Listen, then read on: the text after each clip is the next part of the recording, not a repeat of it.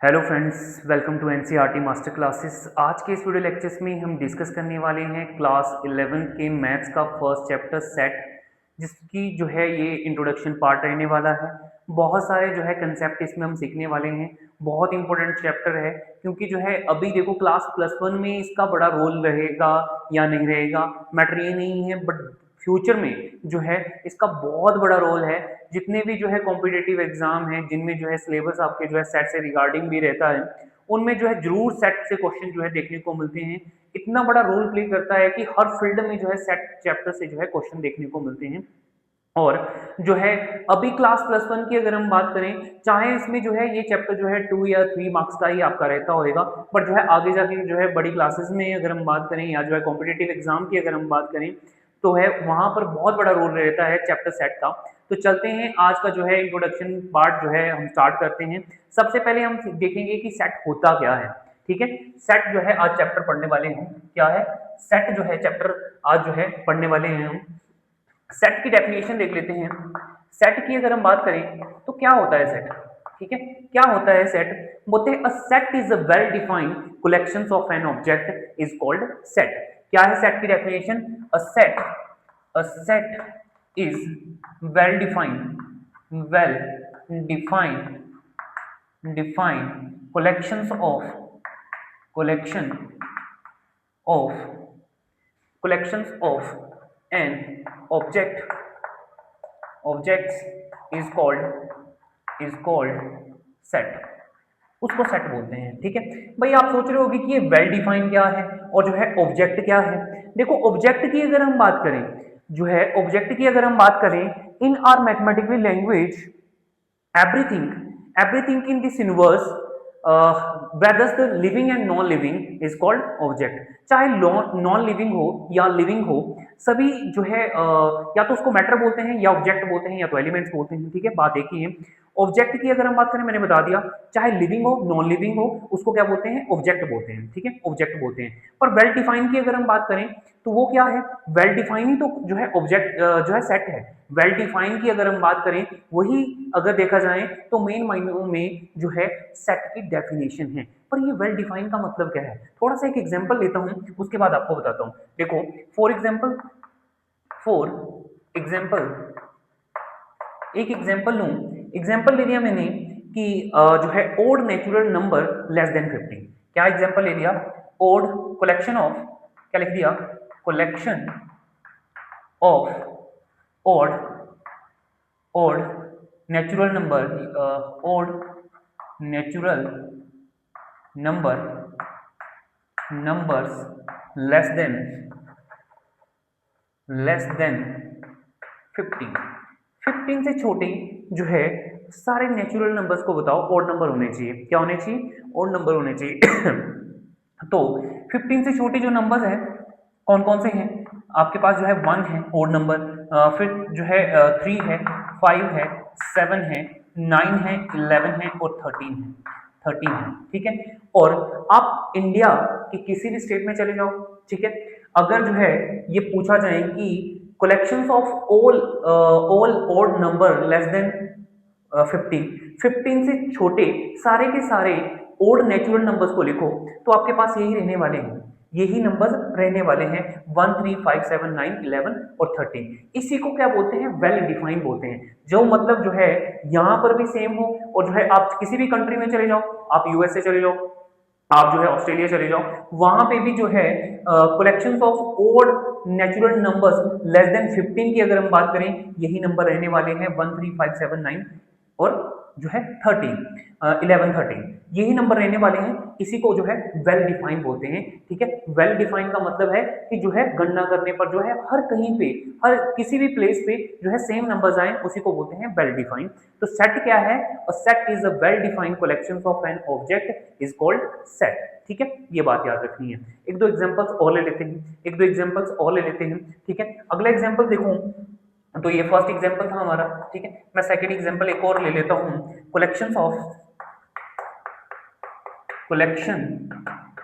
Of all vowels vowels in English alphabets alpha alphabets, English alphabets की अगर हम बात करें तो उसमें कितनी वॉवल्स हैं, ठीक है उसको। और एक बात और, सॉरी, जो है यहाँ पे मैंने एक चीज जो है बताना भूल गया कि सेट की अगर हम बात करें तो सेट को जो है कर्ली ब्रैकेट में लिखा जाता है। और याद रखना हमेशा जो है इंग्लिश का कोई भी अल्फाबेट यूज कर सकते हो, पर जो है कैपिटल लेटर में होना चाहिए। किसमें होना चाहिए? कैपिटल लेटर में होना चाहिए। कैपिटल ए मतलब सेट को जो है हमेशा capital A capital B, English का कोई भी अल्फाबेट यूज कर सकते हो, इज इक्वल टू, और कर्ली ब्रैकेट में होने चाहिए नंबर्स।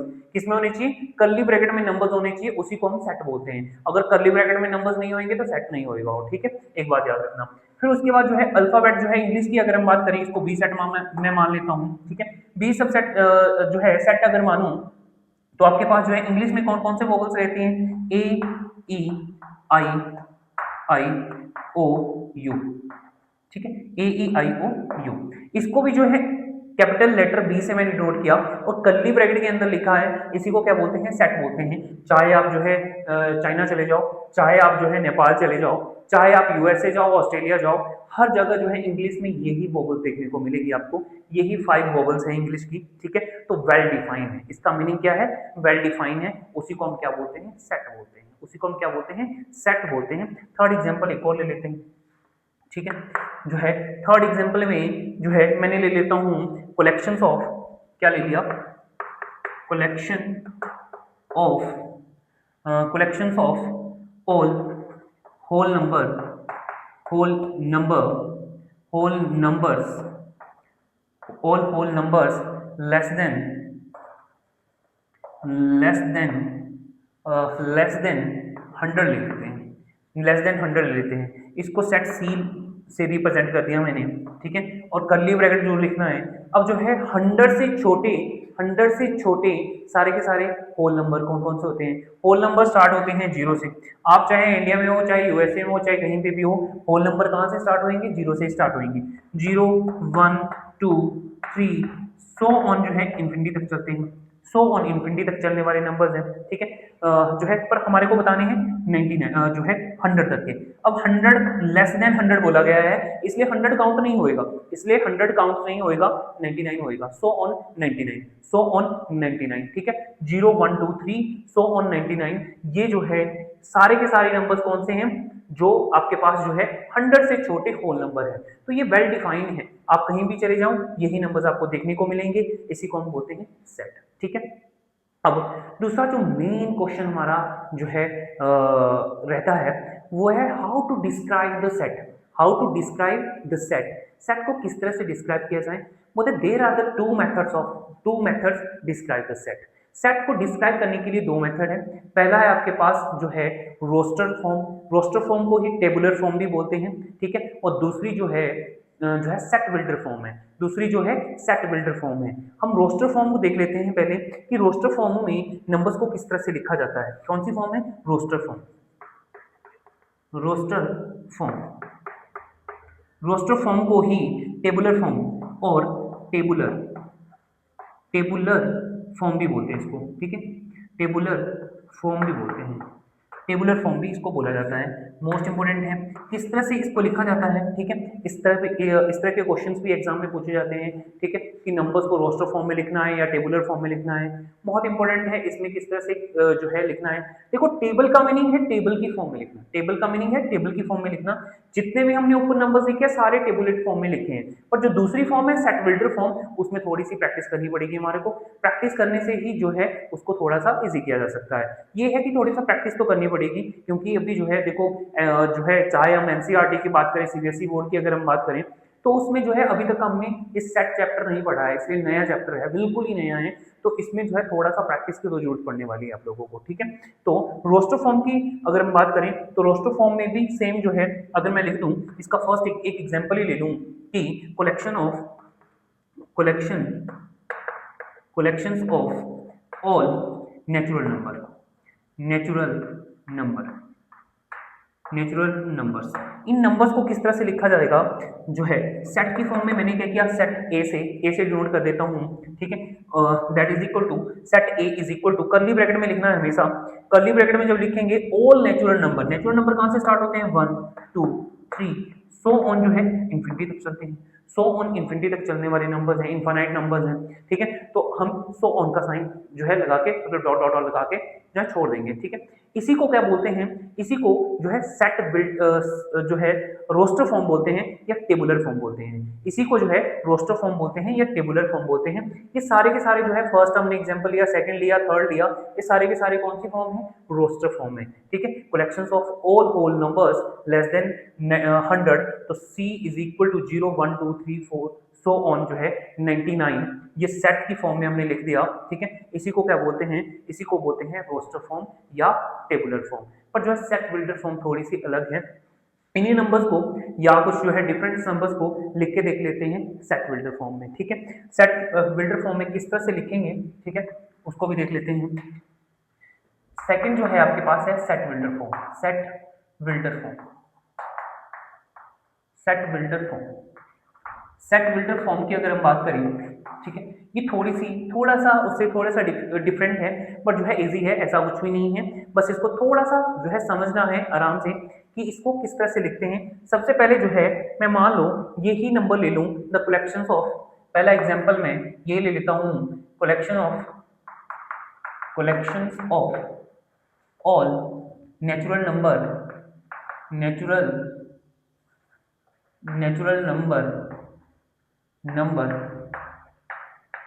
लेस नेचुरल नंबर, ठीक है, नेचुरल नंबर लिखते हैं या लेस देन लिख देता हूँ, लेस देन 10, सॉरी, ठीक है, लेस देन 10 से छोटे सारे नेचुरल नंबर्स को लिख दूँ। तो जो है सेट ए से ही रिप्रेजेंट कर देता हूँ, set A is equal to, अब जो है आप खुद सोचो कि एक collections of all natural number दे रखे हैं लेस देन 10। अगर हम रोस्टर फॉर्म में लिखते हैं इस नंबर्स को तो कुछ इस तरह से लिखते हैं कि 1 2 3 4 5 6 7 8 9, लेस देन है इसलिए 9 तक ही आएगा, लेस देन 10 है इसलिए उससे छोटा ही आने वाला है। जब इसको जो है सेट बिल्डर फॉर्म में लिखा जाएगा तो किस तरह से लिखना है, रहेगा कर्ली ब्रैकेट में ही और जो है कैपिटल लेटर में ही रहेगा नंबर्स, ठीक है।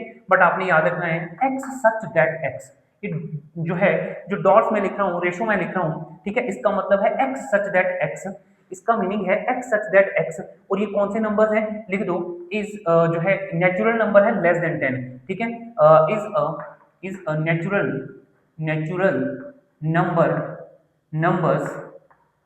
Numbers less then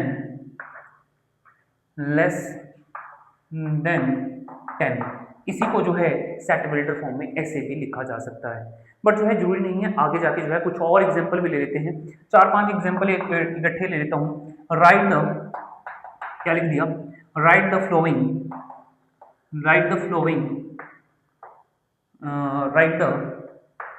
flowing set इन set builder form, set builder form. अब सेट बिल्डर फॉर्म में किस तरह से नंबर्स को लिखा जाता है उसके बारे में बता देता हूँ। फर्स्ट एग्जांपल जो है, फर्स्ट सेट मैंने मान लो ये ले लिया कि 3 6 9 और आपके पास 12 ये नंबर्स हैं।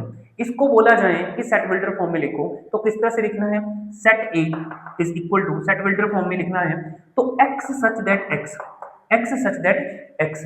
देखो इसको इस तरह से भी लिखा जा सकता है, वैसे एक्स सच दैट एक्स ऐसे भी लिखा जा सकता है, आपकी चॉइस है, आप ऐसे लिखना चाहते हो कि ऐसा लिखना चाहते हो तो ऐसे भी लिख सकते हो। पर रीड किस तरह से करना है, x such that x is equal to, x क्या है, इन नंबर्स को देखो, ये नंबर्स है क्या, पहले सबसे पहले आपको जब ये नंबर का पता लग जाएगा कि ये नंबर है क्या एक्चुअल में, तो आप सेट बिल्डर फॉर्म बहुत ही इजीली लिख सकते हैं, ठीक है। तो इसको देखो तो ये जो है मल्टीपल्स है, ठीक है, 3 1 जा 3 2 जा 3 3 जा 3 4 जा, 3 के मल्टीपल्स हैं तो मैंने लिख दिया x such that x is equal to 3n।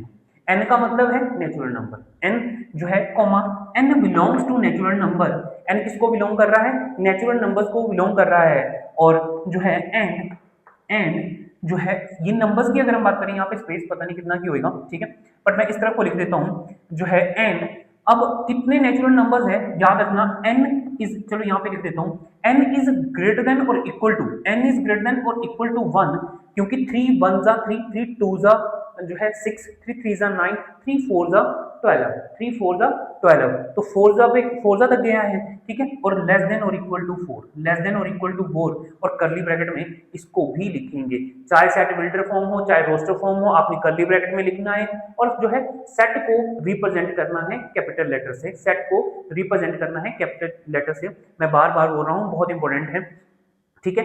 इस तरह से जो है हम किसी भी नंबर्स को सेट बिल्डर फॉर्म में लिख सकते हैं।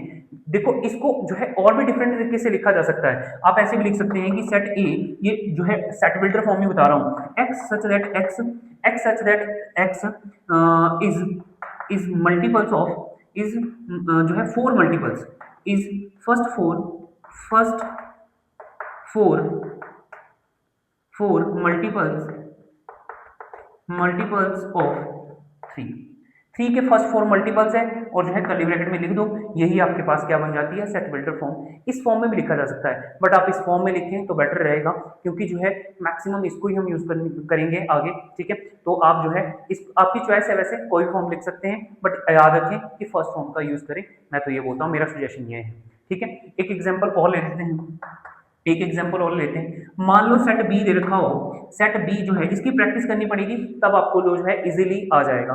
मान लो जो है बी मैं लिख दूं कि जो है 2 4 8 16 32, ये सेट जो है बी ले लिया मैंने। अब इसको बोला जाए कि रोस्टर फॉर्म में दे रखा है आपके पास, सेट बिल्डर फॉर्म में आपने लिखना है।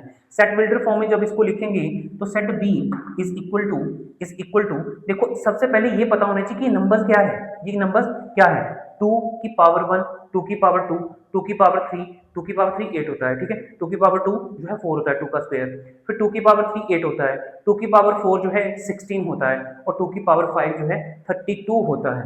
ये पता लग गया, उसके बाद जो है सेट को लिखते हैं। देखो एक्स सच दैट जो है वो भी सेट बिल्डर फॉर्म में, सेट बिल्डर फॉर्म में, x such that x is equal to 2 raise to power n लिख दिया, क्योंकि 1 2 3 मतलब इसकी पावर 1, इसकी पावर 2, इसकी 2 की पावर 1, 2 की पावर 2, 2 की पावर 3, 2 की पावर 4, 2 की पावर 5 जो है इस तरह से दे रखा है, मतलब 1 2 3 4 जो है क्या है, नेचुरल नंबर है। तो x such that x is equal to 2 raise to power n लिख दो, आप कुछ भी लिख सकते हैं, वैसे n भी लिख सकते हैं, कोई भी अल्फाबेट यूज कर सकते हो, बट जो है n इसलिए लिख रहा हूँ क्योंकि जो है इसको रिप्रेजेंट भी करते हैं हम नेचुरल नंबर से, कैपिटल n को, ठीक है।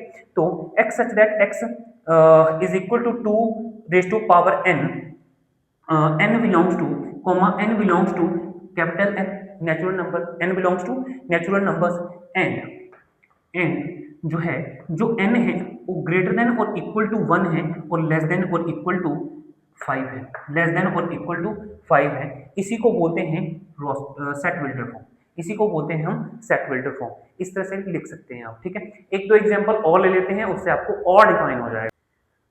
देखो सी जो है थर्ड जो है, एक एग्जांपल और लेते हैं। अगला एग्जांपल मैंने ले लिया जो है कि सेम जो है 2 की तरह ले लेता हूँ, जो है एग्जांपल नंबर बी था, जिसमें जो है सेकंड था, जिसमें हमने बी सेट को रिप्रेजेंट किया था, ठीक है। तो जो है सी सेट कैपिटल से डिनोट किया, कर्ली ब्रैकेट में लिखने वाले नंबर्स को, और जो है 5 के अगला नंबर लिख देता हूँ 25 जो है, और 125 एंड 625 इसको ब्रैकेट में लिख दिया, ठीक है। इसको बोला जाए कि इसको भी सेट बिल्डर फॉर्म में लिखो, रोस्टर फॉर्म में, टेबुलर फॉर्म में आपके पास ऑलरेडी दे रखा है। जब आप किसको जो है किस में लिखेंगे, जो है सेट बिल्डर फॉर्म में लिखोगे तो किस तरह से लिखेंगे, कर्ली ब्रैकेट जो है और फर्स्ट लेटर कैपिटल, ये सेम ही रहेगा, सेट को रिप्रेजेंट कैपिटल लेटर से ही करेंगे। कर्ली ब्रैकेट में लिखेंगे जो है एक्स सच दैट एक्स, भाई सबसे पहले ये पता होना चाहिए कि नंबर्स क्या है, 5 की पावर 1, 5 की पावर 2, 5 की पावर 2, 5 का स्क्वायर, 5 का स्क्वायर 25, 5 की पावर 3, 5 इंटू 5 इंटू 5 जो है 125, 5 की पावर 3 और 5 की पावर 4, 5 की power 4, x such that x is equal to 5 raise to power, देखो वहां पे लिखा था 2 रेज टू पावर n, यहाँ पे लिख दिया 5 रेज टू पावर n, क्योंकि 5 के स्क्वायर है, 5 का स्क्वायर है, 5 का क्यूब है, 5 की पावर 4 है, ठीक है। तो 5 x such that x is equal to 5 raise to power n, comma x belongs to n belongs to natural number and जो है और n जो है ग्रेटर देन और इक्वल टू 1 है, और कितने जो है आपके पास कितनी पावर्स है, n की पावर 1 2 3 और 4, तो यहाँ पे जो है लेस देन और इक्वल टू लेस देन और इक्वल टू 4 आ जाएगा, ठीक है, लेस देन और इक्वल टू 4 आ जाएगा कर्ली ब्रैकेट में।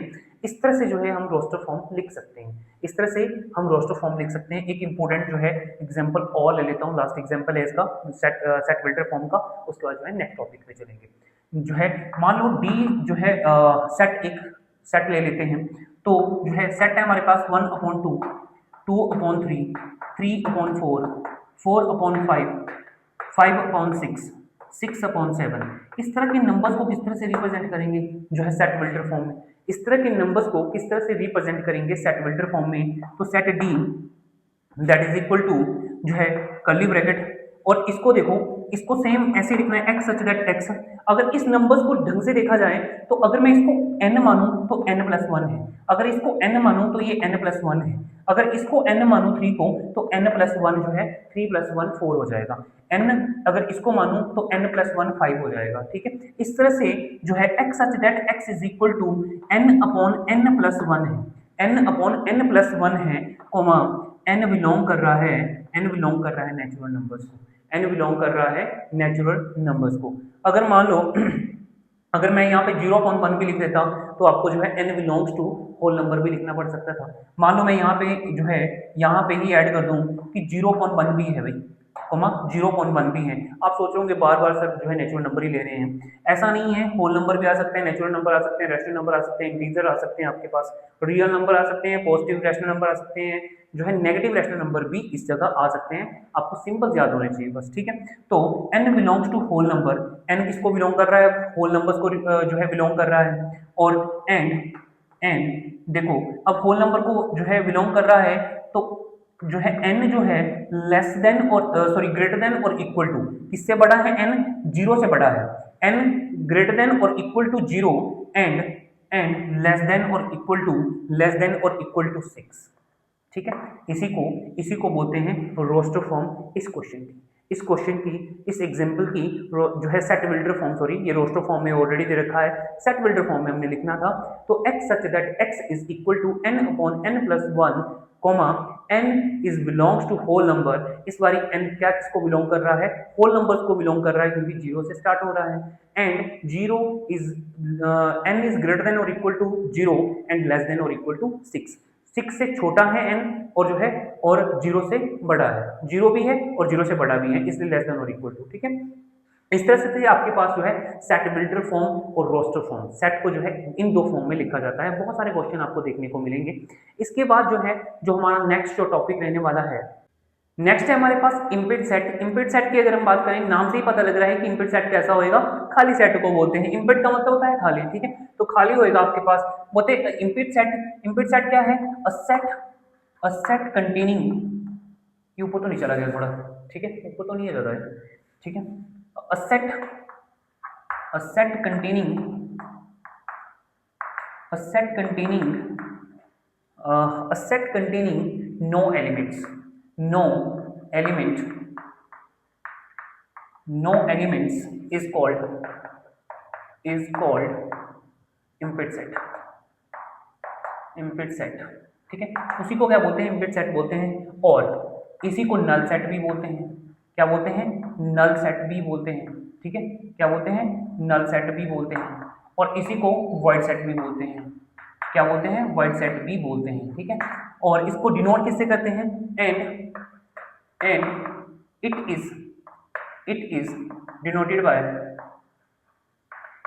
is denoted by 5, किससे डिनोट किया जाता है, 5, इस सिंबल्स को क्या बोलते हैं, 5 बोलते हैं।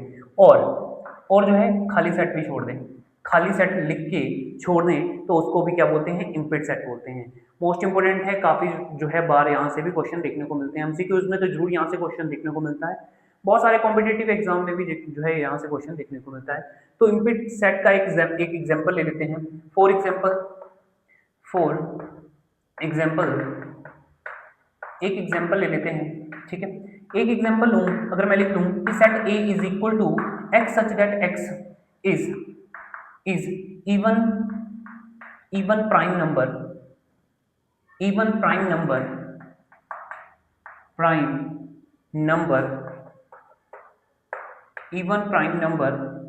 Less than greater than two, two से बड़ा क्या कोई प्राइम नंबर है? अब आप सोचो कि इसको लिखा है सेट बिल्डर फॉर्म में, आपको रोस्टर फॉर्म में लिख दो, ठीक है, कोई बड़ी बात नहीं है। रोस्टर फॉर्म में जब इसको लिखेंगे तो ये बताओ कि क्या कोई x such that x is even prime number less greater than two, क्या टू से बड़ा कोई इवन प्राइम नंबर है? सिर्फ ओनली एक ही प्राइम नंबर है टू, वो भी इवन है, वो इवन है, उससे बड़ा कोई नंबर ही नहीं है आपके पास जो प्राइम नंबर हो। तो set A is equal to 5। याद रखना 5 को कर्ली ब्रैकेट में शो नहीं किया जाता, ऐसे भी आप सिंपली लिख सकते हो। एक सिर्फ ओनली 5 को डिनोट नहीं किया जाता है उसके बीच में, कर्ली ब्रैकेट के बीच में। बाकी 5 को आप ऐसे भी लिख सकते हैं, या फिर set A is equal to curly bracket लगा के इसको खाली छोड़ दो। इसी को भी हम क्या बोलते हैं, इनपुट सेट बोलते हैं। इस तरह से रिप्रेजेंट करते हैं, इस तरह के क्वेश्चन इनपुट सेट में देखने को मिलते हैं। ठीक है, नेक्स्ट आपके पास सिंगलटन सेट है। क्या सिंगल सेट या सिंगलटन सेट बात एक ही है। ठीक है, सिंगल क्या है, सिंगलटन सेट है। सिंगलटन सेट की अगर हम बात करें, सिंगल सेट बोलो या सिंगलटन सेट बोलो, बात एक ही है। ठीक है, बोलते हैं a set containing only one elements, only exactly one elements. A set containing only exactly one element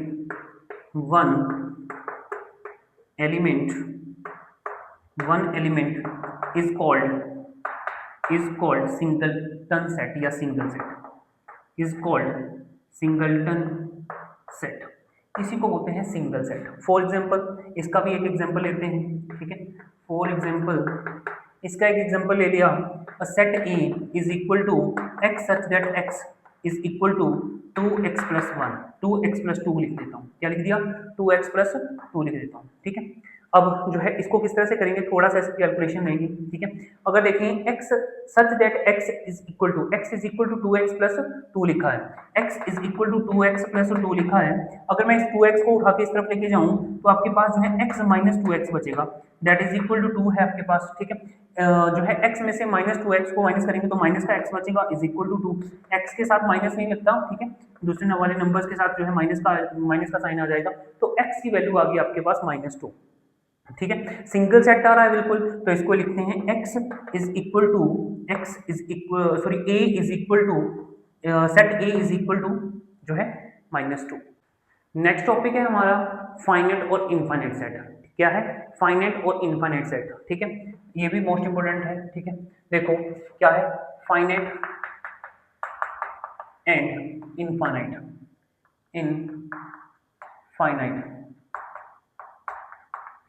set. ठीक है, फाइनाइट और इनफाइनाइट सेट कौन से होते हैं, इसके बारे में भी डिटेल से डिस्कस कर लेते हैं। ठीक है, फाइनाइट सेट की अगर हम बात करें तो फाइनाइट सेट का मतलब है कि जिन नंबर्स को हम काउंट कर सकते हैं उन नंबर्स को क्या बोलते हैं, फाइनाइट सेट बोलते हैं। फॉर एग्जांपल मैं एक एग्जांपल लेता हूं, set a is equal to 1 2 3। ठीक है, मान लो ये सेट ले लिया मैंने। अब क्या है, ये काउंटेबल है। आप तीन ही एलिमेंट्स है इसमें। ठीक है, तो number of elements of set A is equal to 3, तो इसी को बोलते हैं फाइनाइट सेट। इसी को क्या बोलते हैं, फाइनाइट सेट। जैसे सेट बी ले लूं, उसमें लिख दूं कि नंबर ऑफ एलिमेंट्स है 1 2 3 4 5 6 एंड 7। तो number of elements of set A is equal to 7, तो इसी को क्या बोलते हैं, फाइनाइट सेट बोलते हैं। मतलब जिसको हम काउंट कर सकते हैं उसी को क्या बोलते हैं, फाइनाइट सेट बोलते हैं। ठीक है, दूसरा आपके पास इनफाइनाइट सेट है। क्या है, इनफाइनाइट सेट है। इनफाइनाइट सेट की अगर हम बात करें तो जिन नंबर्स को हम काउंट नहीं कर सकते उसको इनफाइनाइट सेट बोलते हैं। अगर मैं बोल दूं सेट ए को ले लूं, बोल दूं कि collections of all natural numbers को लिखेंगे तो all natural numbers 1 2 3 so on 3 4 so on infinity, इसको क्या बोलते हैं, इनफाइनाइट सेट बोलते हैं। ठीक है, वैसे ही कुछ एग्जांपल्स, कुछ सम भी ले लेते हैं, साथ में सिंबल्स भी कर दूंगा। ठीक है, नेचुरल नंबर्स को करते हैं n से डिनोट। ठीक है, तो मैंने सीधा ही ले लिया n। Natural numbers is equal to 1 2 3 4 so on infinity, इसी को बोलते हैं infinite set, is equal to infinite set बोलते हैं, ठीक है। वहीं होल नंबर्स की अगर हम बात करें, होल नंबर भी क्या है 0 1 2 3 4 सो ऑन, जो है ये भी इन्फिनिटी तक चलने वाले हैं, ये भी क्या है आपके पास इनफाइनाइट सेट है। और जो है होल नंबर्स को किससे डिनोट करते हैं, कैपिटल डब्ल्यू से करते हैं। किससे करते हैं, कैपिटल डब्ल्यू से करते हैं। उसके बाद जो है इंटीजर ले लेता हूँ। इंटीजर्स की अगर हम बात करें तो इंटीजर्स को जो है, इंटीजर तो माइनस इन्फिनिटी जो है सो ऑन, जो है -2 -1 0 1 2 सो ऑन, जो है ये भी इन्फिनिटी तक चलते हैं। तो इसको भी क्या बोलते हैं, इनफाइनाइट नंबर्स बोलते हैं, इनफाइनाइट सेट बोलते हैं। क्या बोलते हैं, इनफाइनाइट सेट बोलते हैं, ठीक है। ये सारे के सारे क्या है, इनफाइनाइट सेट है। सारे के सारे क्या है, इनफाइनाइट सेट है। जो है इंटीजर्स के बाद जो है रैशनल नंबर को ले लेते हैं। रैशनल नंबर्स को हम क्यू से डिनोट करते हैं। किससे डिनोट करते हैं, क्यू से डिनोट करते हैं रैशनल नंबर्स को। तो रैशनल नंबर्स को क्यू से डिनोट करते हैं। रैशनल नंबर्स भी आपके पास जो है नेगेटिव भी हो सकते हैं, पॉजिटिव भी हो सकते हैं, जीरो भी हो सकता है, ठीक है। तो माइनस इन्फिनिटी टू जो है, ये भी जो है 2/5 भी हो सकता है माइनस में, ठीक है। या जो है -2 भी हो सकता है, माइनस जो है 3 भी हो सकता है, -1 भी हो सकता है, 0 भी हो सकता है, पॉजिटिव भी हो सकते हैं, 1 2 3 भी हो सकता है, जो है अपॉन में 5 भी हो सकता है, अपॉन में 2 भी हो सकता है, कोई भी नंबर हो सकते हैं। सो ऑन इन्फिनिटी तक जो है चलने वाले नंबर्स हैं। तो इनको भी क्या बोलते हैं, इनफाइनाइट सेट बोलते हैं। क्या बोलते हैं, इनफाइनाइट सेट बोलते हैं। इनफाइनाइट सेट आ गया आपके पास, ठीक है। और उसके बाद जो है पॉजिटिव रैशनल नंबर भी होते हैं, उसको जो है क्यू प्लस के साइन से डिनोट किया जाता है। उसके बाद जो है रियल नंबर आ जाते हैं। क्या आ जाता है, रियल नंबर आ जाता है। रियल नंबर्स की अगर हम बात करें, ये भी जो है माइनस में भी हो सकते हैं, माइनस में भी हो सकते हैं, -2 -1 0 1 2 3 सो ऑन इन्फिनिटी। बट एक बात याद रखना कि रैशनल नंबर भी रियल नंबर्स में आ जाते हैं, रैशनल नंबर भी रियल नंबर्स में आ जाते हैं, ठीक है। और इसलिए एक रिजल्ट बहुत इंपॉर्टेंट बन जाता है, इसके बाद बता रहा हूँ, ठीक है। जो रैशनल नंबर्स भी है वो भी क्या है, इनफाइनाइट सेट है, इनफाइनाइट सेट है, ठीक है। काफी बार इस तरह के क्वेश्चन जो है आपको देखने को मिल जाते हैं, ठीक है। उसके बाद जो है याद रखना कि नेचुरल नंबर, ठीक है, वैसे तो बाद में, चलो इसको बाद में ही डिफाइन करेंगे, बाद में ही आपको बताऊंगा। तो ये था जो है फाइनाइट सेट और इनफाइनाइट सेट कौन से नंबर्स होते हैं। नेक्स्ट है हमारे पास इक्वल सेट। क्या है, इक्वल सेट। इक्वल सेट की डेफिनेशंस की अगर हम बात करें, क्या होती है इक्वल सेट की डेफिनेशंस, होते हैं two non empty set A and B, two non empty set A and B set to be equal if जो है if A and B are exactly same element is called equal set। जिसकी जो है same element होनी चाहिए। For example जो है, अगर मैं मान लो इस तरह से लिख दूं कि set A is equal to A B C and D, और सेट B की अगर हम बात करें, इसको लिख दूं सेट जो है आपके पास क्या है, B C D और A, ठीक है। इस तरह से लिखा हो तो इन दोनों को भी हम इक्वल सेट बोल देते हैं। बट एक चीज याद रखना, एक जो है दो चीजें याद रखना आपने, कि order is not important in a set. एक सेट में ऑर्डर इंपॉर्टेंट नहीं है कि नंबर्स किस ऑर्डर में लिखा है। दूसरा जो है डिजिट्स डज नॉट रिपीट या रिपीटेशन, डिजिट नॉट रिपीटेशंस, ना तो डिजिट जो है रिपीट होने चाहिए, यही है। बाकी जो है इस तरह के नंबर्स को तब जो है इस सेट को, सेट ए में देखना है सेम एलिमेंट्स है, ए यहाँ पे भी है, यहाँ पे भी है, बी यहाँ पे भी है, यहाँ पे भी है, सी यहाँ पे भी है, यहाँ पे भी है, डी यहाँ पे भी है, यहाँ पे भी है। सेम नंबर ऑफ एलिमेंट्स होनी चाहिए और जो है इक्वल नंबर ऑफ एलिमेंट्स होनी चाहिए। देखो नंबर ऑफ एलिमेंट्स भी इक्वल होनी चाहिए और सेम एग्जैक्टली सेम एलिमेंट्स होनी चाहिए, उसी को बोलते हैं इक्वल सेट। इक्विवेलेंट सेट में इससे डिफरेंट होता है, इसके बाद जो है इक्विवेलेंट सेट ही बताऊंगा। इक्विवेलेंट सेट में साथ ही जो है थोड़ा सा कंपैरिजन भी हो जाता है। फिर देखो set A is equal to A B C D, ये एलिमेंट्स दे रखी है, ठीक है। और सेट बी इसके इक्वल है, मतलब जो है इसमें भी ए बी सी, ये सारी की सारी चारों एलिमेंट्स दे रखी है। इसको लिखा जा सकता है set A is equal to set B, set A is equal to set B, इस तरह से लिखा जा सकता है। एक आपके पास आ जाता है इक्विवेलेंट सेट। क्या आ जाता है, इक्विवेलेंट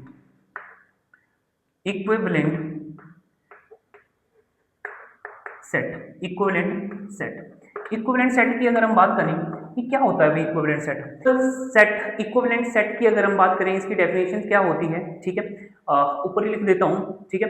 और जो है इक्विवेलेंट सेट की अगर हम बात करें तो इसकी डेफिनेशन आपके पास है कि if two infinite set A and B have the same number of elements, have the same number of elements, number of element same होनी चाहिए, चाहे एलिमेंट्स कुछ भी हो आपके पास, नंबर ऑफ एलिमेंट्स सेम होनी चाहिए चाहे एलिमेंट्स कुछ भी हो आपके पास। फॉर एग्जांपल्स जो है मान लिया सेट ए आपके पास दे रखा है 1 2 3 और 4, और जो है सेट बी आपके पास दे रखा है A B C and D, ठीक है। तो सेट ए और सेट बी की अगर हम बात करें, इसमें इक्वल नंबर ऑफ एलिमेंट्स रखी हैं, number of elements of set A is equal to 4 और number of elements of set B that is equal to 4। तो इस तरह के नंबर्स को, इस तरह की जो है सेट को हम क्या बोलते हैं, इक्वल सेट बोलते हैं। क्या बोलते हैं, इक्विवेलेंट सेट बोलते हैं। क्या बोलते हैं, इक्विवेलेंट सेट बोलते हैं, जिसमें नंबर ऑफ एलिमेंट्स जो है सेम हो बट एग्जैक्टली सेम एलिमेंट्स ना हो, ठीक है, एग्जैक्टली सेम एलिमेंट्स ना हो।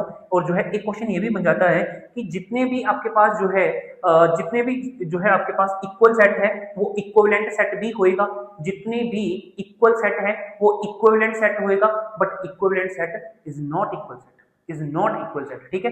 याद रखना कि इक्वल सेट इंपॉर्टेंट चीज है, ठीक है, इंपॉर्टेंट है। Equal set is equal to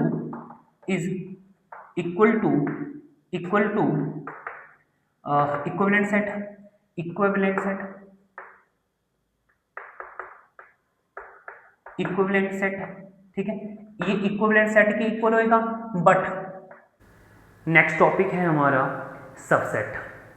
chapter के जो है मेन टॉपिक स्टार्ट हो चुके हैं, इससे पहले भी जो है हमने इंट्रोडक्शन पार्ट जो है सॉल्व कर रहे थे, बट जो है अब जो है चैप्टर का जो मेन टॉपिक है वो चल पड़े हैं, तो जो है मोस्ट इंपोर्टेंट है, आगे जो है वीडियो के एंड तक बने रहना। सबसेट की अगर हम बात करें, सबसेट क्या है आपके पास, बोलते हैं a set let A and B are two set. अगर मान लो ए और बी आपके पास टू सेट हो, और जो है if the every element of set B is belongs to set A, अगर सारी की सारी बी एलिमेंट्स, बी सेट की जितनी भी सारी एलिमेंट्स हैं वो सेट बी से ए से बिलोंग करें, तो उसको क्या बोलते हैं कि set B is a subset of A, set B is a called subset of A का सबसेट है बी। फॉर एग्जाम्पल जो है एग्जाम्पल के थ्रू समझते हैं। फॉर एग्जाम्पल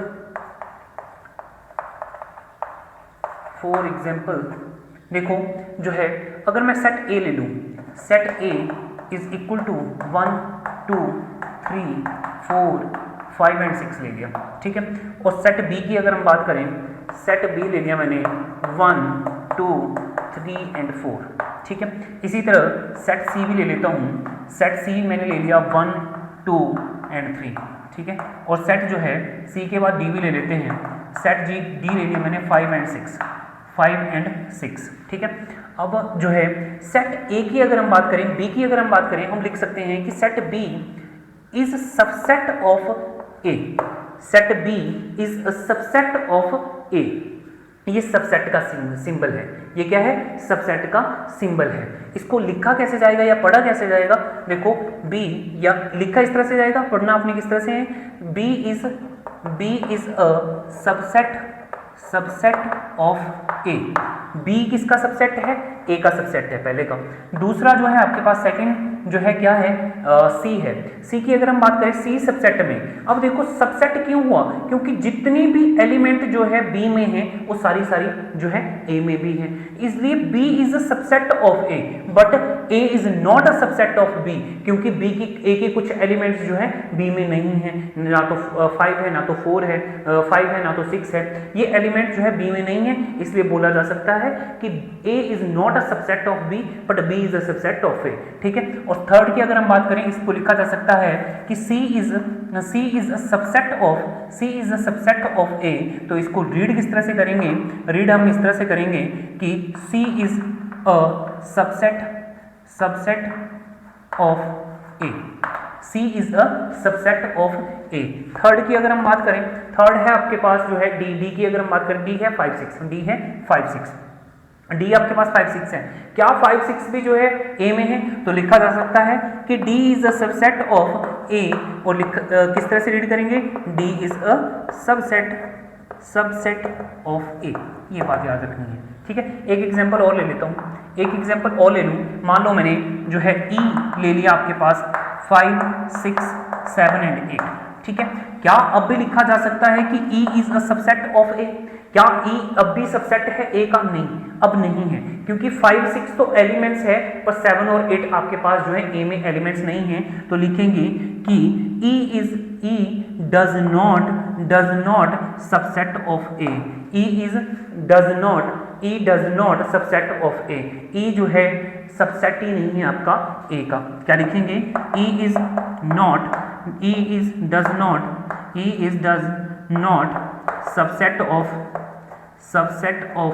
ए, क्योंकि ई की जो एलिमेंट्स है वो ए में बिलोंग ही नहीं करती, तो आपके पास सबसेट ही नहीं हो सकता। ए बी क्यों था सबसेट? क्योंकि जितनी भी बी में एलिमेंट्स है ए में भी एलिमेंट्स है, इसलिए बोला जा सकता है कि B is a subset of A, और जो है C is a subset of A and D is a subset of A, but जो है E does not subset of A, क्योंकि ई में 7 और 8 एलिमेंट्स ऐसी है जो आपके पास जो है ए में बिलोंग ही नहीं करती हैं, इसलिए ई डज नॉट बिलोंग्स टू ए, ये याद रखना है। अब जो है एक सेट में how many subset of set ए, एक सेट के कितने सबसेट हो सकते हैं, ये भी क्वेश्चन बन सकता है। क्या क्वेश्चन बन सकता है? How many subset of set A, set ए में कितने एलिमेंट्स हैं? मान लो देखो इसमें तो बहुत ज्यादा होंगे, पर जो है पहले मैं छोटा एग्जांपल लेता हूं एक, ठीक है। मान लो सेट ए ले लेता हूं 1 2 3 1 2 3 में कितने सबसेट हैं? पहले तो लिख लेता हूं राइट ऑल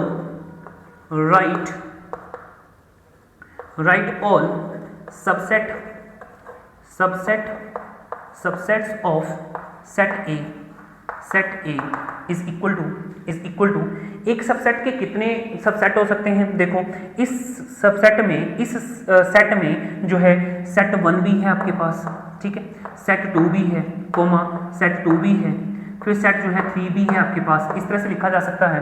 फिर कोमा सेट जो है 1 2 भी है आपके पास, 1 2 भी है आपके पास, ठीक है।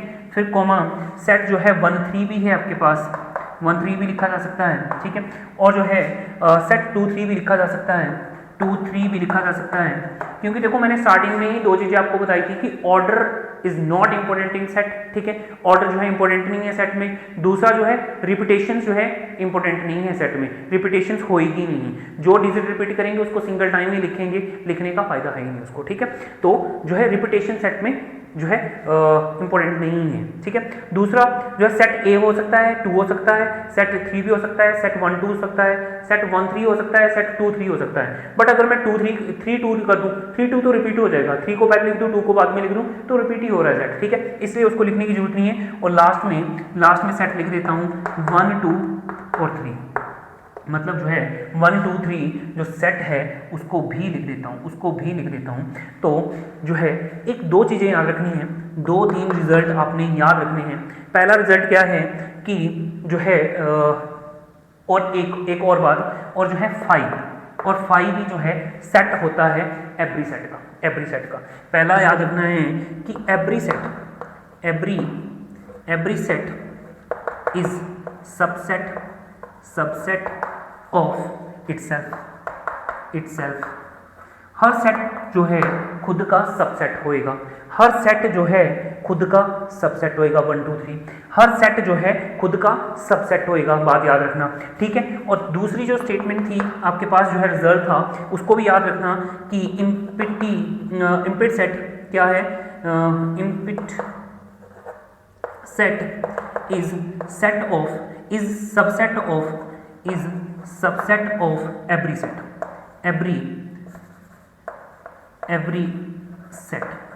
हर सेट का सबसेट होएगा इम्पिट सेट की अगर हम बात करें, हर सेट का सबसेट होएगा, और इम्पिट सेट को किससे डिनोट करते हैं? 5 से डिनोट करते हैं। तो टोटल नंबर ऑफ सबसेट कितने आ गए? 1 2 3 4 5 6 7 8, कितने आ गए 8, ठीक है 8 आ गए। पर याद रखना इसको सबसेट की फॉर्म में, मतलब जो है यहाँ पे जो है अगर कर्ली ब्रैकेट आपने फिर से यहाँ पे भी लगा दिया, यहाँ पे भी लगा दिया, तो उसको बोलते हैं पावर ऑफ सेट। क्या बोलते हैं? पावर सेट बोलते हैं। बट अभी हम क्या पढ़ रहे हैं? अभी हम पढ़ रहे थे सबसेट। सबसेट को इस तरह से लिखा जा सकता है, पावर ऑफ सेट को लिखेंगे उस तरह से, जो है आपने यहाँ पे कर्ली ब्रैकेट नहीं लगाना है लास्ट में और फर्स्ट में, ठीक है। और जो है याद रखना कि right the subset of set ए, इस सेट ए के 1 2 3 एलिमेंट्स है सेट ए में, कितने सबसेट हो सकते हैं? 8 सबसेट हो सकते हैं। इसका एक फॉर्मूला भी है, उसको भी बता देता हूँ, ठीक है। फॉर्मूला याद रखना मोस्ट इंपोर्टेंट है, क्योंकि यहाँ से क्वेश्चन आते हैं एग्जाम में, ठीक है। जो है फॉर्मूला लिख देता हूँ, फॉर्मूला ऑफ सबसेट, ठीक है। सबसेट को निकालने का फॉर्मूला क्या है? Total number of subset, total number of subset को निकालने का जो फॉर्मूला है 2⁻n है, 2⁻n है। ये n क्या है? n क्या है? n रिप्रेजेंट करता है number of elements, number of elements in a set A, ठीक है। सेट ए है, बी है, सी है, जो भी है आपके पास, ठीक है, उसको रिप्रेजेंट करता है। अब जो है देखो फॉर्मूला है आपके पास टोटल नंबर ऑफ सबसेट को निकालने का, total number of subset is equal to 2⁻n, n का मतलब नंबर ऑफ एलिमेंट्स। तो नंबर ऑफ एलिमेंट्स कितनी थी सेट ए में? 3 एलिमेंट्स थी, तो 2 की पावर 3 हो जाएगा, 2 की पावर 3 हो जाएगा। और 2 की पावर 3 क्या होती है? 8 होती है। क्या होती है? 8 होती है। तो यहाँ पे चाहे यहाँ काउंट कर लो, अगर आपको जो है लिखने के लिए बोला गया है कि सबसेट लिख के बताओ, तब तो आपने जो है इस तरह से लिखने पड़ेंगे आपको। बट काफी बार ऐसा होता है कि इसमें पूछे जाए कि इसमें कितने नंबर ऑफ सबसेट है। देखो इसमें कितनी नंबर ऑफ एलिमेंट्स है? 1 2 3 4 5 6 है, ठीक है। तो नंबर ऑफ सबसेट कैसे लिखेंगे?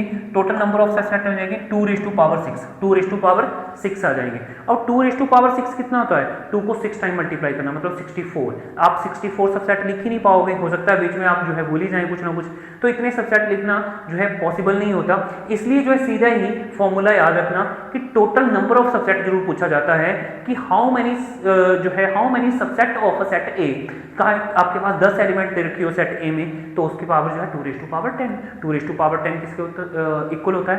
1024 के अराउंड होता है, ठीक है।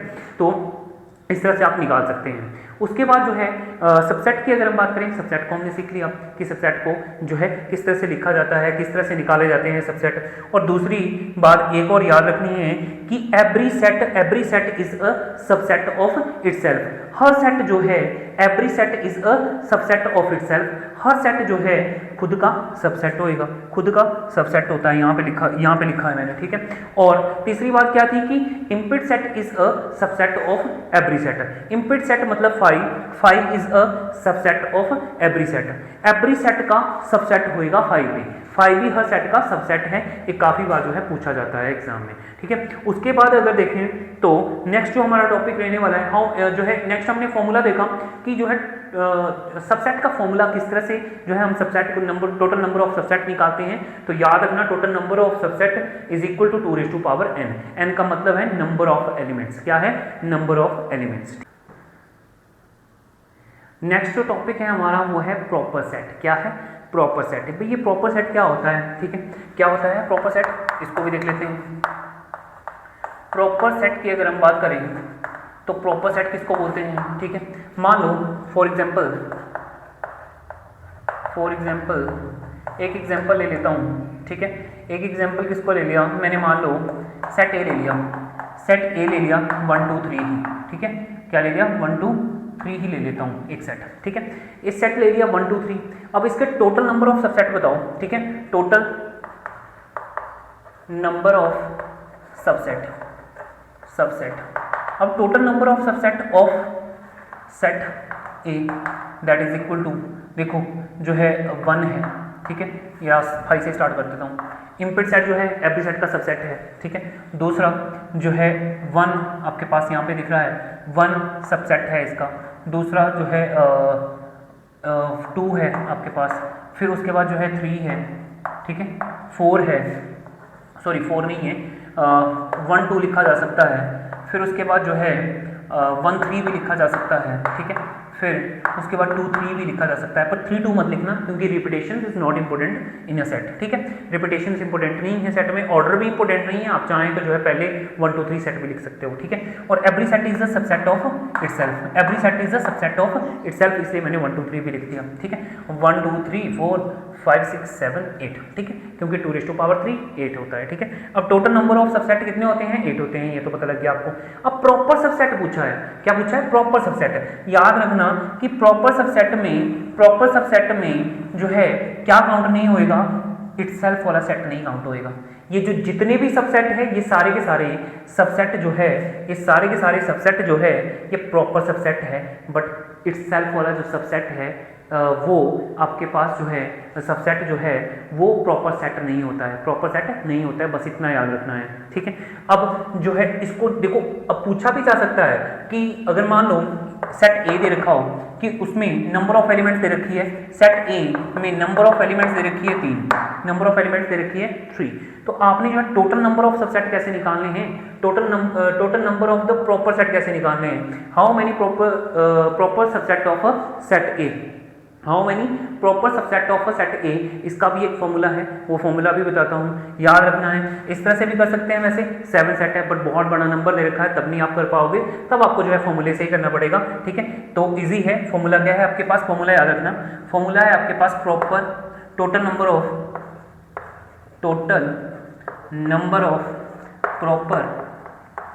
Proper set in a proper subset होता है, sorry, proper subset of a set A. मैंने ए सेट ही ले लिया, ठीक है। इसकी बता देता हूँ। अब प्रॉपर सबसेट का फॉर्मूला होता है 2⁻n-1। n-1 क्यों होता है? 2⁻, तो n 3 थी, नंबर ऑफ एलिमेंट्स 3 है, इसमें से एक एलिमेंट्स मिसिंग है, एक सबसेट मिसिंग है, इसलिए ही इसका फॉर्मूला हो जाता है 2⁻n-1, ठीक है। तो देखो 2⁻n कितना है? 8 3 -1 कर दो, 2⁻³ का मतलब है 8, -1 किया तो आंसर आ जाएगा 7, आंसर आ जाएगा 7। तो काउंट करके देख लो 1 2 3 4 5 6 7, ठीक है। 7 आपके पास जो है प्रॉपर सबसेट होते हैं किसी भी सेट में, ठीक है। जो है सॉरी 7 ही नहीं होंगे, मतलब जो है तीन एलिमेंट्स वाले जो सबसेट है सेट है उसमें जो है कितने प्रॉपर सेट होंगे? वो आपके पास 7 है, ठीक है। इस तरह से एक क्वेश्चन और जो है डिस्कस कर लेते हैं। मान लो क्वेश्चन ही है, ठीक है, एक एग्जांपल और ले लेता हूँ। क्वेश्चन क्या है, ऊपर चला जाएगा थोड़ा सा, ठीक है। नीचे देखो, अगर मैं क्वेश्चन ले लूँ कि आपके पास in a subset in a set total number of elements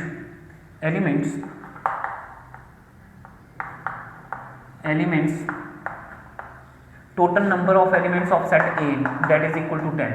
कितने लिख दी मैंने? 10 टोटल नंबर ऑफ एलिमेंट्स ले लेता हूँ, ठीक है। 10 टोटल नंबर ऑफ एलिमेंट्स ले ली। अब क्वेश्चन जो है क्या है कि हाउ मेनी प्रॉपर सबसेट या subsets of a set A set में कितने प्रॉपर सबसेट है ये पूछा गया है, ठीक है। देखो सॉल्यूशन में पहले तो गिवन क्या दे रखा है आपके पास? Number of element of set A is equal to 10 दे रखी है। कितना दे रखा है? Number of elements of set A is equal to 10 दे रखा है। आपको तो प्रॉपर सबसेट निकालना है, तो प्रॉपर सबसेट का फॉर्मूला जो होता है वो याद रखना, प्रॉपर जो है total number of proper subsets in a set that is equal to 2⁻n-1।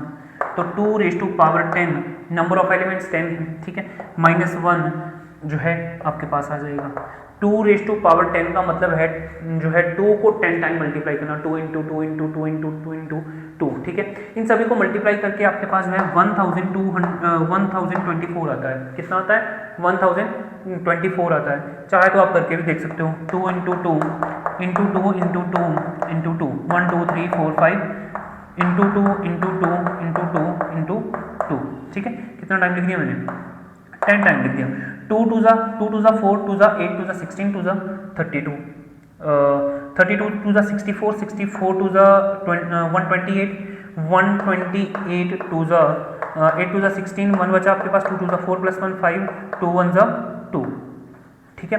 2 और इसको फिर से 2 से मल्टीप्लाई, 6 टू ज़ा 12, 12 2 आ गया आपके पास, 2 5 ज़ा 10, 10 प्लस 1 11, 2 टू ज़ा 4 प्लस 1 5, ठीक है। और फिर से जो है 5 से मल्टीप्लाई, 2 से मल्टीप्लाई इसका तो हो गया, ठीक है। फिर 2 से मल्टीप्लाई, 2 टू ज़ा 4, 2 इंटू 2, 2 5 ज़ा 10, कितना आ गया 1024, माइनस ये वाला 1 कर दो, दैट इज इक्वल टू 1023। यही तो आपके पास total number of proper set बनेंगे एक सेट में।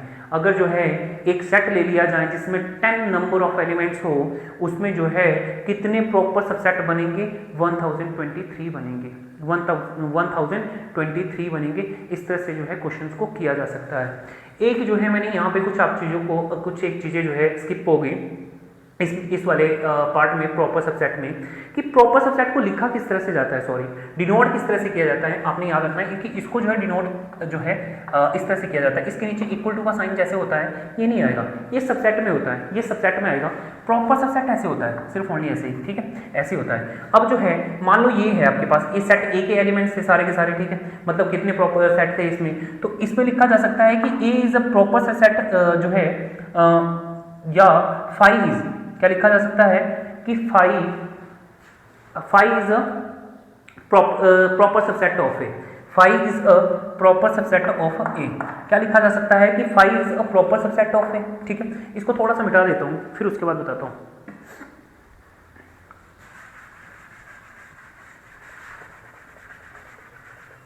ठीक है। एक चीज जो है यहाँ पे मिसिंग होगी, याद रखना कि ये सिंबल्स याद रखना आपने कि इस तरह से होता है, ठीक है, प्रॉपर सबसेट का। अब प्रॉपर सबसेट, ए का सबसेट जो है 5 भी है, ए का सबसेट 1 भी है, ए का जो है सॉरी सबसेट नहीं प्रॉपर सबसेट, ठीक है, सबसेट तो है ही है, प्रॉपर सबसेट भी है आपके पास, ठीक है। ए का जो है प्रॉपर सबसेट या 5 का प्रॉपर सबसेट ए है, ठीक है, पहला आपके पास आ जाता है। दूसरी की अगर हम बात करें, दूसरा देखो तो जो है 1 is a proper subset of A और 2 is a proper subset of A जो है, और 1 2 is a proper subset of A, और जो है आपके पास जो है 1 3 is a proper subset of A, ठीक है। इसी तरह जो है 2 3 is a proper subset of A, but जो है 1 2 3 is not proper subset of, does not proper subset of A, but जो है एक बात याद रखना, बट जो है 1 2 3 इज अ सबसेट ऑफ ए। भाई सबसेट है, प्रॉपर सबसेट नहीं है, प्रॉपर सबसेट नहीं है, सबसेट है, सबसेट है जो है 1 2 3 is a subset of A, but 1 2 3 is not proper set of A. Proper subset नहीं है आपके पास, है क्या नहीं है, प्रॉपर सबसेट नहीं है, बट सबसेट है, ये बात याद रखनी है। काफ़ी बार जो है पूछ ली जा सकती हैं, ठीक है, क्योंकि ये इस तरह के क्वेश्चन बनते हैं जो है थोड़ा सा कंफ्यूजिंग देता है सेट चैप्टर जो है, इसमें बच्चों को जो है बहुत सारी डिफिकल्टी रहती हैं, क्योंकि इसमें बहुत सारे टॉपिक हैं, ऐसा नहीं है कि सिर्फ ओनली 1 2 टॉपिक है, इसमें बहुत सारे टॉपिक हैं, वो सारे के सारे जो है टॉपिक जो है कोरिलेटेड है, एक दूसरे से रिलेटेड है, इसलिए जो है काफ़ी बार कन्फ्यूजन्स भी रहता है, बट जितनी ज़्यादा प्रैक्टिस करोगे उतनी ज़्यादा ये चीज़ें जो है क्लियर होती जाएगी, ठीक है। तो जो है इसके बाद वाला टॉपिक जो है क्या है उसको डिस्कस करते हैं, एक बार जो है इसको नोट डाउन कर लीजिए। नेक्स्ट है आपके पास इंटरवल्स के बारे में जो है डिस्कस करेंगे। Intervals of a subset are, intervals of a subset are जो है फर्स्ट आपके पास याद रखना है इंटरवल्स, क्लोज इंटरवल्स क्या है, प्लस फर्स्ट क्लोज इंटरवल। ये क्लोज इंटरवल होता क्या है भाई, किस तरह से लिखा जाता है क्लोज इंटरवल को, याद रखना जो है ये इस तरह से, अगर किसी भी नंबर्स को लिखा गया हो, जो स्क्वायर ब्रैकेट हम पढ़ते हैं इसको बोलते हैं क्लोज इंटरवल। क्या बोलते हैं, क्लोज इंटरवल। और इसी को इस तरह से इस फॉर्म में लिखा जा सकता है कि देखो सेट को तो हम लिखते थे 1 2, मान लो एक सेट है, मान लो set A is equal to 1 2, इस तरह से लिखा जा सकता है, लिखते थे हम जो है 1 2 को जो है जब सेट में लिखते थे। बट जो है इंटरवल को, क्लोज इंटरवल की अगर हम बात करें तो इसका मीनिंग है, देखो सेट का मतलब है कि इसमें सिर्फ ओनली 2 ही एलिमेंट्स है, 1 और 2, 1 और 2। पर जो है इंटरवल का मीनिंग है कि 1 और 2 के बीच में जितने भी नंबर्स हैं वो सारे के सारे यहाँ पे रिप्रेजेंट हैं, ठीक है। क्लोज इंटरवल का मीनिंग ये है। तो इसको किस तरह से लिखते हैं कि x is greater than or equal to 1 and less than or equal to 2, less than और इक्वल टू 2, ठीक है, लेस देन और इक्वल टू 2। एक और एग्जांपल लेता हूँ, जैसे 1 4 ही ले लेते हैं, ठीक है, या 2 4 भी ले सकते हैं। 2 4 ले लेता हूँ। 2 4 देखूँ तो 2 4 को किस तरह से लिखा जा सकता है? 2 जो है x इज ग्रेटर देन और equal to 2 and less than और इक्वल टू 4, कि मतलब जो है x जो है 2 से बड़ा है, बट जो है 2 से बड़ा है और जो है 2 भी है, 2 भी है और 2 से बड़ा भी है, 2 भी इंक्लूड होएगा, बट जो है ग्रेटर देन है 2 जो है लेस देन है 4 से और इक्वल भी है 4 के, 4 भी इंक्लूड होएगा, बट जो है 4 से छोटे वाले नंबर है, 4 के बाद वाले कोई नंबर नहीं, 5 नहीं इंक्लूड होएगा, ठीक है। तो इस तरह से इनको लिखा जाता है, क्लोज इंटरवल का मीनिंग है ये। उसी तरह जो है सेकंड आपके पास है ओपन इंटरवल। क्या है? Open interval. ओपन इंटरवल की अगर हम बात करें, ओपन इंटरवल की अगर हम बात करें तो इस तरह से लिखा जाता है 1 2, मान लो एग्जांपल ये ले लेते हैं, ठीक है, मतलब जो है क्लोज ब्रैकेट की अगर हम बात करें इस तरह से, ठीक है, और इसको लिखा जाता है 2, जैसे मान लो x is greater then 2, x 2 से बड़ा है, x 2 से बड़ा है, सॉरी 1 लिखा मैंने, sorry 1 is greater then x is greater then 1 and less then 2 और 2 से छोटा है, और 2 से छोटा है, इस तरह से लिखा जा सकता है। इन नंबर्स के बीच में भी इनफाइनाइट नंबर होते हैं, पर जब सेट की फॉर्म में कोई नंबर लिखा होता है तो इसका मीनिंग सिर्फ यही है कि एक सेट में 2 ही एलिमेंट्स है, 1 और 2, ठीक है। बट अगर जो है आपके पास क्लोज इंटरवल में नंबर लिखा है, इसका मतलब है इसके नंबर में, इसके बीच में इनफाइनाइट नंबर है, ठीक है, 1 और 2 के बीच में, और इसका मीनिंग भी यहाँ पे भी जो है सेम ही है कि इन दो नंबर्स के बीच में भी जो है इनफाइनाइट नंबर है। यहाँ क्लोज इंटरवल में भी, आपके ओपन इंटरवल में भी आपको जो है इसका मीनिंग भी यही है कि इन दो नंबर्स के बीच में इनफाइनाइट नंबर है, ठीक है। फिर जो है थर्ड की अगर हम बात करें तो इसमें ही आपके पास जो है semi open interval and semi close interval भी आता है, ठीक है। अब सेमी का मतलब है आधा ओपन हो, आधा जो है क्लोज इंटरवल हो, आधा ओपन इंटरवल हो, आधा क्लोज इंटरवल हो, वही है आपके पास। मान लो जो है सेमी ओपन की अगर हम बात करें, देखो सेमी ओपन जो है आपके पास आधा ओपन, ठीक है, और जो है आधा क्लोज हो। इसमें ही 1 और 2 लिख दूं तो इसको किस तरह से लिखा जा सकता है, इस फॉर्म में, इस तरह की फॉर्म में, ठीक है। तो जो है देखो, जिस तरफ को जो है आपके पास जो है ओपन इंटरवल है 1, उस तरह इक्वल टू का साइन नहीं आएगा, लेस देन के इक्वल जो है x is greater then 1, x greater than 1 होएगा, यहाँ पे 1 इंक्लूड ही नहीं होएगा, मतलब कहने का ये है 1 इंक्लूड नहीं होएगा। x is greater then 1, greater than है, इक्वल टू 1 नहीं है, ग्रेटर देन 1 है, और यहाँ पे जो है लेस देन और इक्वल टू 2 है, लेस देन और इक्वल टू 2 है, इसका मतलब है x 2 भी है और इससे जो है छोटा है, इससे छोटा है, ठीक है।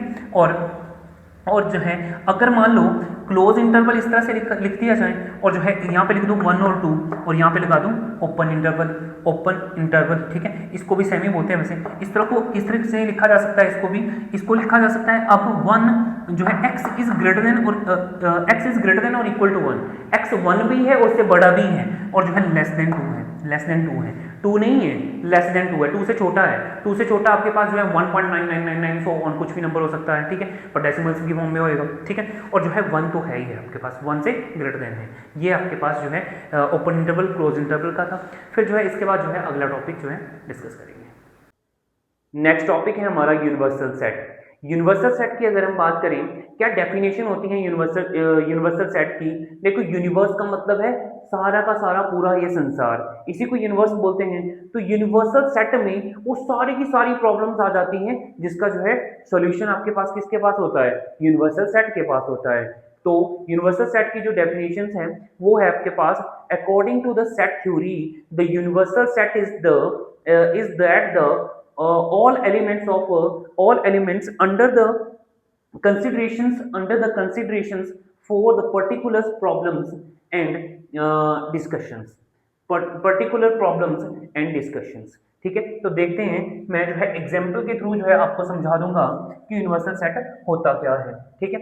तो यूनिवर्सल सेट की अगर हम बात करें, यूनिवर्सल सेट की अगर हम बात करें, क्या होता है यूनिवर्सल सेट, इसकी डेफिनेशन की अगर हम बात करें, आपने याद रखना है according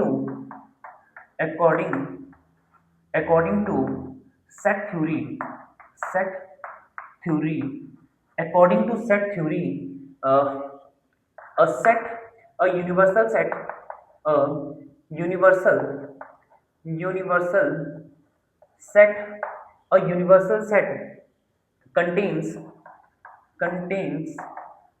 all elements all elements under all elements under concentration under concentrations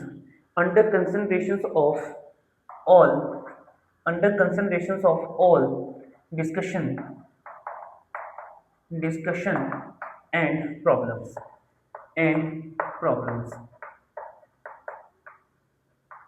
अगर हम यूनिवर्सल सेट की बात करें तो उसमें सारे के सारे जो है सब सेट की अगर हम बात करें, सारे सेट जो है यूनिवर्सल सेट के सबसेट होते हैं, ठीक है। तो यूनिवर्सल सेट को ए से अगर डिनोट कर दूं, फॉर एग्जांपल आपके पास सेट ए ले लूं 1 2 3 4 5 6 7 8 9 एंड 10, ठीक है। और सेट बी ले लूं, सेट बी आपके पास ले लिया मैंने 5 7 8 9 या 6, चलो 9 10 ही ले लेते हैं, 9 10 ले लेते हैं, ठीक है। सेट बी सी ले लूं, आपके पास जो है 7 8 9, और सेट डी ले लूं 2 4 6 8 और 10, ठीक है। तो अगर मैं यूनिवर्सल सेट को देखूं तो यूनिवर्सल सेट ए है, यूनिवर्सल सेट ए है, और जो है सेट बी, सेट सी और सेट डी, या तो आप जो है यूनिवर्सल सेट को यू से डिनोट कर देते हैं, या तो क्या कर लेते हैं हम यूनिवर्सल सेट को यू से डिनोट कर लेते हैं, इसको सेट जो है चलो बी रहने दो, तो लिखा जा सकता है कि B is a subset of universal set, B is a subset of universal set. B क्या है? सबसेट है यूनिवर्सल सेट का। जितनी भी एलिमेंट जो है बी सबसेट में है वो सारी की सारी जो है किसमें है? यूनिवर्सल सेट में है। 5 यहाँ पे है तो यहाँ पर भी है, 7 यहाँ पे है तो 7 यहाँ पे भी है, 8 यहाँ पे है तो यहाँ पे भी है, और 10 भी आपके पास जो है यहाँ पर है। तो B is a subset of universal set. जितने भी सेट होंगे वो सारे के सारे सबसेट होंगे यूनिवर्सल सेट के, ठीक है। क्योंकि यूनिवर्सल सेट में हर एक प्रॉब्लम्स का जो है सॉल्यूशन है, हर एक प्रॉब्लम्स का सॉल्यूशन है। वैसे ही जो है कोमा फर्स्ट ऐसे लिखा जा सकता है, सेकंड में ऐसा लिखा जा सकता है कि C is a subset of universal set, ठीक है। और थर्ड की अगर हम बात करें, थर्ड देखें तो D is also subset of universal set. ये भी जो है क्या है? यूनिवर्सल सेट का सबसेट है। तो इस तरह से यूनिवर्सल सेट में हर एक जो है प्रॉब्लम्स का जो है सॉल्यूशन होता है। नेक्स्ट जो है पावर सेट। पावर सेट की अगर हम बात करें, देखो इंपॉर्टेंट है पावर सेट। देखो पावर सेट कुछ भी नहीं है, जो है जो सबसेट होते हैं। मान लो सेट ए की अगर हम बात करें, सेट ए में 3 एलिमेंट्स हैं, जितने भी उसके जो है सबसेट बन रहे हैं, उन सभी को अगर एक फैमिली के रूप में, एक सेट के रूप में लिख दें, उसी को बोलते हैं पावर सेट। जो है डेफिनेशन सबसे पहले तो समझ लो, let A be a set. मैं मान लेता हूं एक सेट ले लूं, then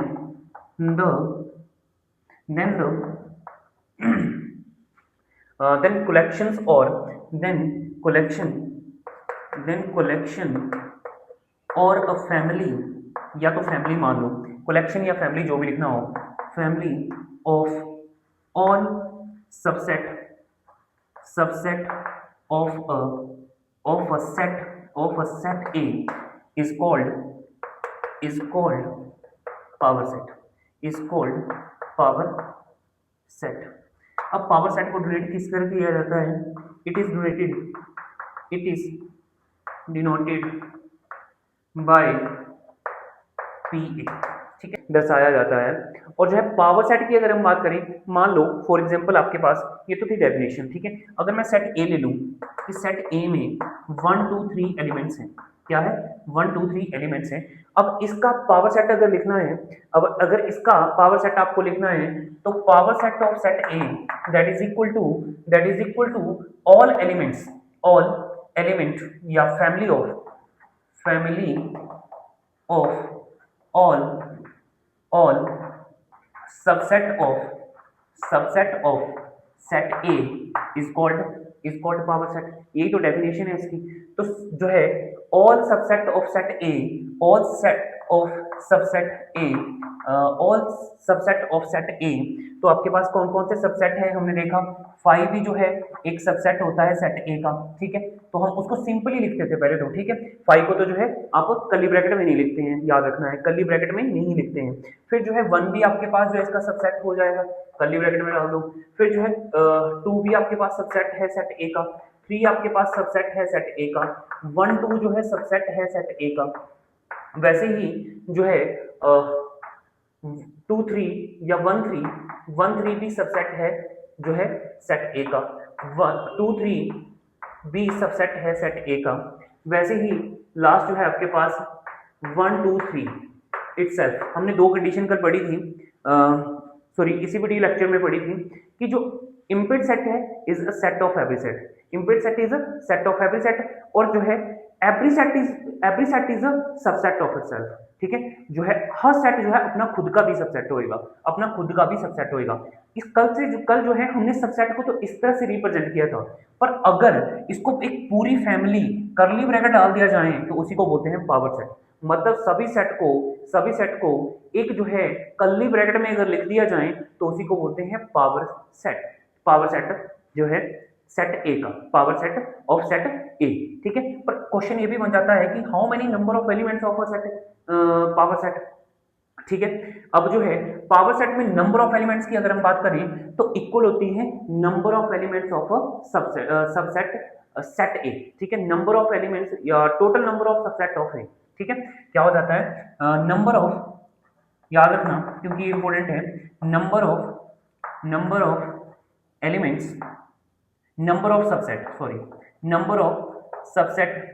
of power set of A that is equal to subset of all elements या all elements of set all, बटा ऑल सबसेट आएगा, एलिमेंट्स नहीं आएगा, क्या आएगा ऑल सबसेट आएगा, all subset of set A, all subset of set A. Set ए के जितने भी सबसेट है वो आपके पास क्या है नंबर ऑफ पावर सेट है, नंबर ऑफ पावर सेट है। तो पावर सेट को किस तरह से नंबर ऑफ जो है ऑल सबसेट को किस तरह से डिनोट करते थे, जो है 2 की पावर n, 2 की पावर n, n का मतलब नंबर ऑफ एलिमेंट्स, n का मतलब नंबर ऑफ एलिमेंट्स। तो number of subset of a power set of A that is equal to 2 की पावर n, 2 की पावर n। फॉर एग्जांपल जो है अगर मान लो कि नंबर ऑफ एलिमेंट्स आपके पास दे रखी हो, number of elements of a set A is equal to 4, तो आपसे पूछा गया है कि subset of a power set, how many subset of power set. तो पावर सेट के कितने सबसेट हो जाएंगे, क्या लिखेंगे, that is equal to number of power set, number of subset of power set A that is equal to 2 raised to power n, 2 raised to power 4, 2 raised to power 4 कितना होता है 16 होता है, ठीक है। जो है 2 को 4 टाइम मल्टीप्लाई करेंगे तो 16 आता है, ठीक है। तो इस तरह से जो है नंबर ऑफ एलिमेंट्स भी आप नंबर ऑफ सबसेट भी निकाल सकते हैं पावर सेट के भी, और जो है वो इक्वल होते हैं all subset of set A, ठीक है। ये बात याद रखनी है, मोस्ट इंपोर्टेंट है ये वाला पॉइंट और ये वाला पॉइंट भी, ठीक है। तो इस तरह से जो है हम इसको भी कर सकते हैं। अब नेक्स्ट जो है हमारे पास है वेन डायग्राम। क्या है नेक्स्ट टॉपिक है हमारे पास वेन डायग्राम। क्या होता है वेन डायग्राम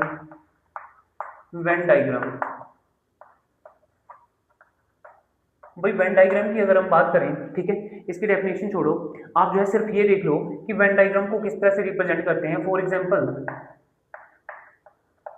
एक एग्जांपल ले लेते हैं, ठीक है। मान लो यूनिवर्सल सेट आपके पास दे रखा है 1 2 3 सो ऑन जो है 10 तक, ठीक है। और सेट ए भी दे रखा है, सेट ए आपके पास दे रखा है 5 6 7, और सेट बी दे रखा है आपके पास जो है 6 7 8 9, ठीक है, इस तरह से दे रखा है। और सेट आपके पास जो है सी भी दे रखा है, सेट सी आपके पास दे रखा है 1 2, 3 और 4, ठीक है, इस तरह से देखा है। तो जब सेट को किसी भी जो है प्रॉब्लम्स को वेन डायग्राम में लिखा जाता है या वेन डायग्राम की फॉर्म में लिखा जाता है, तो याद रखना कि जो है रिएक्टेंगल की अगर हम बात करें, इस रिएक्टेंगल को यू यू को जो है यूनिवर्सल सेट को हमेशा रिएक्टेंगल से रिप्रेजेंट किया जाता है। यूनिवर्सल सेट को हमेशा रिएक्टेंगल से रिप्रेजेंट किया जाता है। जितनी भी एलिमेंट्स आपके पास जो है देखने को मिल रही हैं यूनिवर्सल सेट में, उन सभी को इसके बीच में लिख दो। 1 है आपके पास, ठीक है, 2 है, 3 है, 4 है, 5 है, 6 है, 7 है, 8 है, 9 है, 10 है, कुछ इस तरह से, ठीक है। तो सेट ए की अगर हम बात करें तो सेट ए में 5 6 7, तो 5 6 7, ठीक है। अगर मान लो 5 6 7 को, या तो 5 6 7 को 5 6 7 को मैंने इकट्ठा लिख दिया, ठीक है, और इसको सर्कल बना के सेट ए लिख देंगे। क्या है ये? सेट ए है, ठीक है। और उसके बाद सेट बी की अगर हम बात करें तो 5 6 7 8 और 9 है, 8 और 9 है। अब जो है जब सेट बी को लिखेंगे तो कुछ इस तरह से रिप्रेजेंट करेंगे, ठीक है। वैसे इसको जो है ए यूनियन बी भी बोला जा सकता है, ठीक है। अगर ए यूनियन बी लिखेंगे तो ए यूनियन बी में जितने भी नंबर ऑफ एलिमेंट्स है 5 6 7 8 9, तो ये आ जाएगी 5 6 7 8 आपके पास और 9, ठीक है। ये सारा का सारा सेट किस में आ जाएगा? ए यूनियन बी में आ जाएगा। अगर ए इंटरसेक्शन बी लिखा जाए, वैसे यूनियन और इंटरसेक्शन अभी हमने पढ़ा नहीं है, बट जो है इसके बाद जो है हम पढ़ने वाले हैं, पर मैं जस्ट बता देता हूं कि जो इंटरसेक्शन बीच में आती है, कॉमन एलिमेंट्स है, उसको इंटरसेक्शन में काउंट करते हैं, इसको इंटरसेक्शन में काउंट करते हैं। तो 6 और 7 जो है ए इंटरसेक्शन बी है। इस तरह से जो है वेन डायग्राम जो है शो किया जाता है, ठीक है। बट एक बात याद रखनी है कि जितने भी ये यूनिवर्सल सेट की अगर हम बात करें, universal universal set is a super set super super set of every set. हर सेट का सुपर सेट है आपके पास जो है यूनिवर्सल सेट, मतलब जो है हर सेट इसमें इसका सबसेट है, हर सेट जो है इसका सबसेट है। नेक्स्ट टॉपिक है हमारे पास यूनियन सेट। क्या है? यूनियन सेट की अगर हम बात करें, तो क्या होता है यूनियन सेट? देखो, यूनियन का मतलब होता है ए और बी। क्या हो जाता है? ए और बी, बस सिंपली ये याद रखना, या इसको जो है ए यूनियन बी से डिनोट किया जाता है, ठीक है, दोनों में से एक। आप इस तरह से भी लिख सकते हैं, और लिख देता हूँ यहाँ पे, या इस तरह से भी लिख सकते हैं। वैसे इस तरह से लिखा जाता है, ठीक है, मेन में जो है हम इसी तरह से लिखते हैं, पर आगे कॉलेज में जाके जो है आपको देखने को मिलता है ए और बी भी लिखा होता है, ठीक है। बट जो है याद रखना है कि यूनियन सेट होता क्या है भाई। ये यूनियन सेट की अगर हम बात करें, लेट ए एंड बी, क्या लिख दें इसकी डेफिनेशन अगर देखें, let A and B two set. अगर ए और बी दो सेट ले लें, then A then union set then the union set sorry the union set A और B is the is the set which contains contain which contain the all elements of set A and all elements and all elements all elements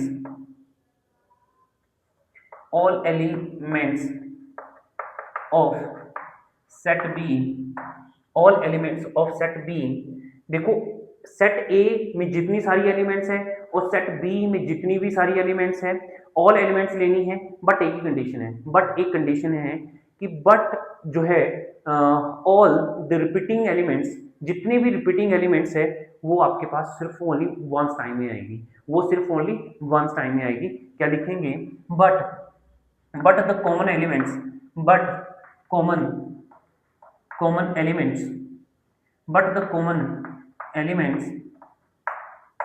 will take only once उनको सिर्फ only एक ही बार देंगे हम, ठीक है। जैसे for example set A ले लेता हूँ, सेट ए ले लिया मैंने 1 2 3 4 5 6 और 7 और 8, ठीक है, ये सेट ए ले लिया। और सेट बी ले लूँ मैं जो है 5 6 7 8 9 10 ले लेता हूँ, ठीक है। तो जब ए यूनियन बी लिखोगे ऑल एलिमेंट्स, देखो डेफिनेशन में क्या लिखा है, A and B are two set, the union set A और B which contains all element of set A, A union B में क्या आएगा, all element of set A 1 2 3 4 5 6 7 8, A की सारी एलिमेंट्स आ गई। और जो है all element of set B but common elements being takes only once, ठीक है। बट जो है जो आपके पास रिपीटिंग एलिमेंट्स है, जो कॉमन एलिमेंट्स है, वो सिर्फ ओनली एक ही बार आएगी।